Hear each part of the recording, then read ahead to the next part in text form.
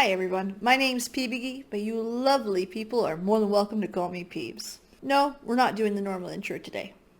Or our normal subjects. Today, when I upload this, I would have already had surgery. And I'm more than likely napping, recovering, having a snack. Probably that one. I figured this was a great time to talk about what's going on, what I'm getting done, and keep you guys in the loop. Especially when it comes to recovery, so if you guys are getting this type of surgery in the future, or you just care of what's going on, want to see what's going on with me, see how I'm doing, you know. So either way, let's get into it.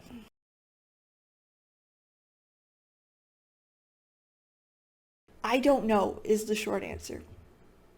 End video. No, I'm kidding. First week of July 2020, and I only remember this because I was on vacation at the time. I went from doing pretty good to, man, my leg hurts. I probably slept on it funny.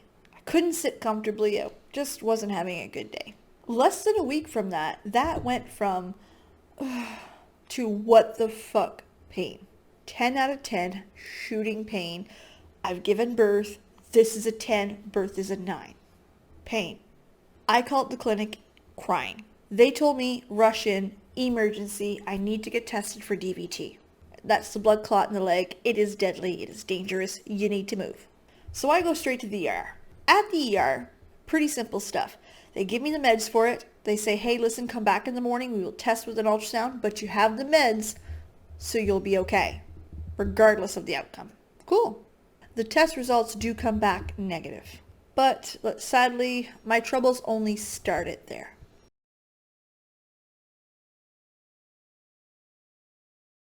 A little bit of history. I moved to a new city about 4 to 5 years ago, and I've been on a waiting list for a family doctor since. My family doctor was 3.5 hours north of me. So we are now mid-pandemic. My doctor is butt-fuck nowhere from me, and he's not taking in-person visits, even if I could tolerate the drive. So getting anybody to look at me was difficult. I went to a local clinic with my symptoms, shooting terrible pain in my left leg, specifically when I'm seated. When I walk, the pain seems to decrease. There's still some, but there's a lot less. It goes from a 10 to maybe a 3, maybe a 4. That's the information that I had at the time.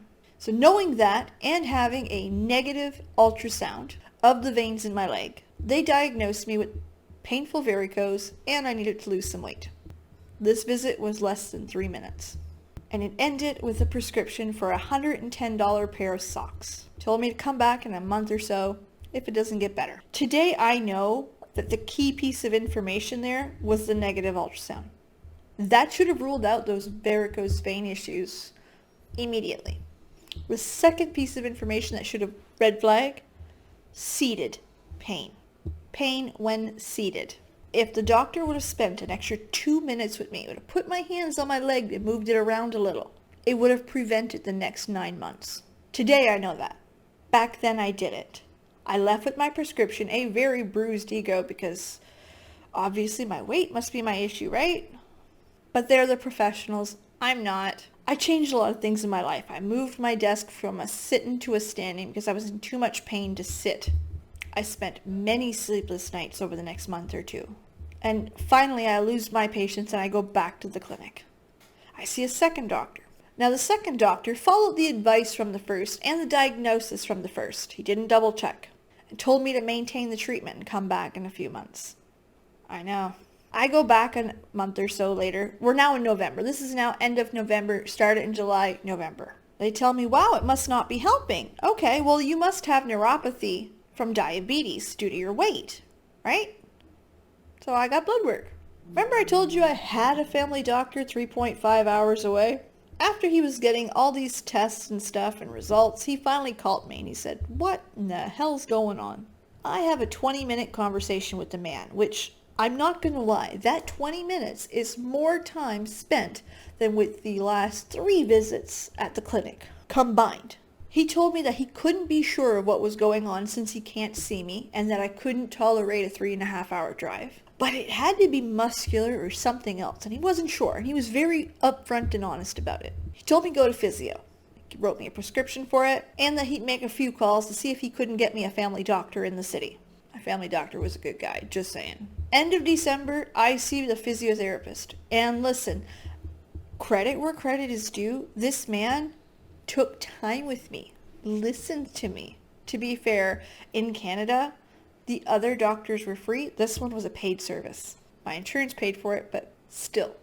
Within 5 minutes of talking with me, getting me to lay on my back, hey, does it hurt if I do this? Does it hurt if I do that? What about this? Point your toe. Finish the sentence with that sciatica. I'm not sure what's causing it. You'll need x-ray or MRI, but that's sciatica pain. Gave me some exercises. He started teaching me in different ways to sit, which if you guys have sciatica or a herniated disc, lean back, baby. Put the seat further back. Is it not as comfortable? Yes. Will there be shooting pain down your leg? A lot less. Beginning of January, I get my new family doctor within my city. I got my first appointment mid-January. She sets me up with x-ray, MRI. February, I get the test done. In Canada, you have to wait. It's not something that's immediate. Beginning of March, I get a diagnosis. I have a large herniation between L5 and S1. I'm told it's quite large and near rupture. Yay. I got referred to a specialist or a orthopedic surgeon that specializes in spine. Within a couple weeks, I'm put on the list for surgery. And today, well, I'm probably in bed right now, but I had that surgery.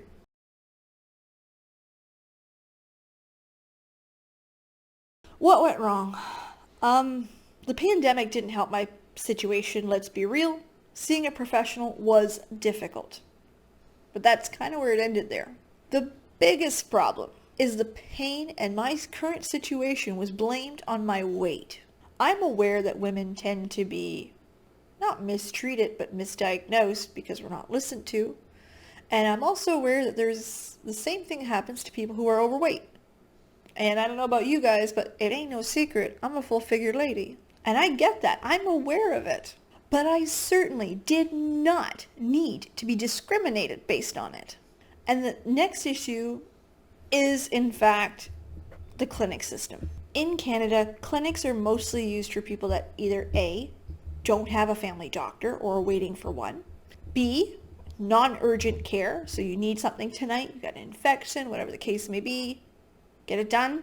But the fact that it took 5 minutes of moving me around to figure out what it was blew my mind. All they had to do was grab my leg and move it, and they would have known. And the sad part is once people started working with me, the ball got rolling, and it got rolling downhill. Things happened fast. We're here. I'm getting my disc repaired. I mean, I got it. Listen, getting it when I'm filming, got it when you're watching. But we got there. That's the important part.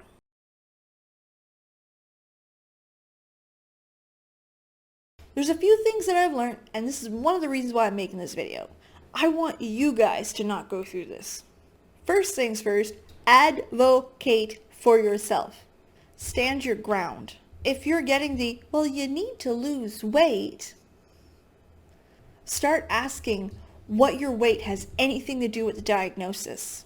Another thing that I would suggest is when you get testing, ask what it's for. What should it show?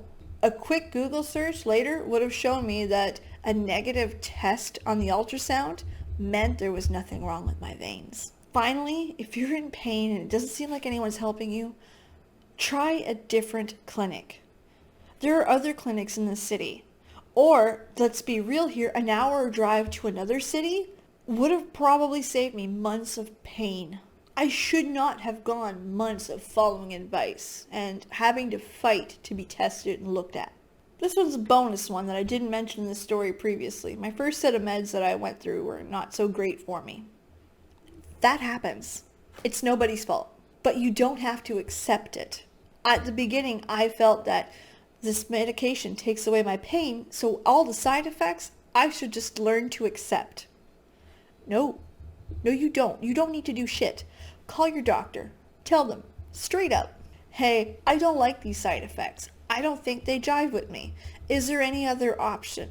The first thing you try doesn't have to be the only thing out in the market. And it's not a perfect science. Everyone reacts to medications very differently. Side effects for some are higher than others. Calling your doctor, working with your doctor means you'll have a chance to actually figure that shit out. This isn't a negative video. I don't want you guys to leave here going, oh, poor peepee. No, not at all. I'm just telling you guys, advocate for yourselves. Fight for yourselves. You're worth it. Either way, I'm out of surgery now and on the road to recovery. I'll be slipping in a few extra videos here and there about the recovery, how it's going, what 2, 4, 6 weeks after surgery looks like. Hopefully they're quick and easy videos of everything's okay, guys, I feel great. But either way, I'll be trying to update you guys as much as I can. If you're looking for the most updates, Twitter. Twitter's the spot. I'm overly active on Twitter. And I appreciate you guys watching this video, hanging out. Feels kind of nice to get the stuff off my chest. And I hope you guys learned something. And I really, really, really hope you don't have to go through it. Bonus points, physiotherapy, fucking awesome. I highly recommend. Even if they can't solve the problem, which let's be real, they can't.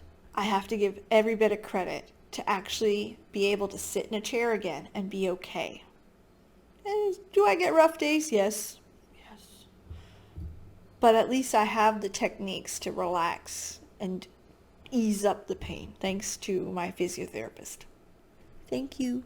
Either way, have a legendary day. Thanks so much for being here. I can't wait to see you guys later this week.